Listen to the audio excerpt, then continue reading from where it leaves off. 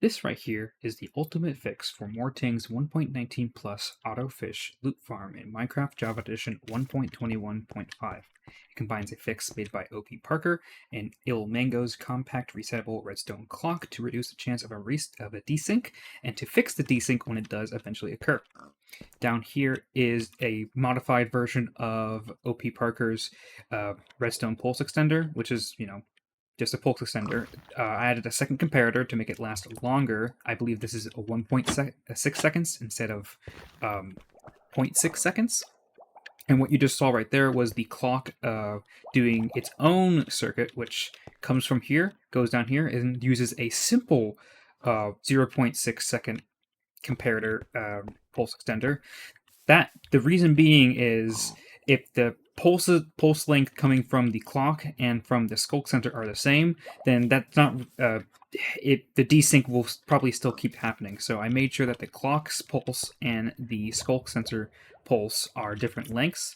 The longer 1.6 second length does mean there is more time between able to being fish again, but on average, you cast a line 3 times, and on the third time, it goes up, and the bobber goes to the top, and you're able to fish again.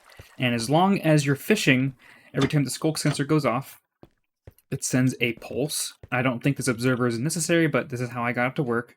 It sends a pulse into the input of the resettable redstone clock, and every time a pulse occurs, the redstone clock resets back to its maximum value.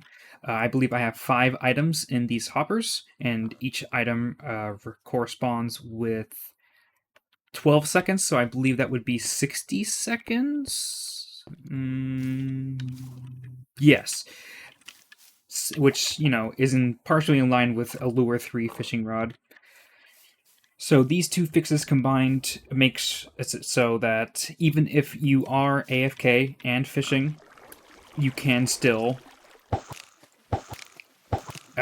well, whatever. You can still, be able to walk away from the computer and not have to worry about it doing absolutely nothing while you're gone. Here's a close look at everything. This right here is just the skulk sensor circuit coming from the top. This is a 4 deep to make sure I can actually get the treasure loot table, because when it's only 3 deep, it doesn't count. It needs to be 5 by 4 by 5 for it to count. And also cannot be underground at all. I had a partially underground fishing pool down there. Even though I exposed it to the sky, it did not count until I moved it all the way up to the top. So if you are stuck not getting loot and like treasure, like enchanted books and that kind of stuff, you need to move it up higher and make sure that there is nothing in the water other than the minecart and the boat, and nothing above the water as well.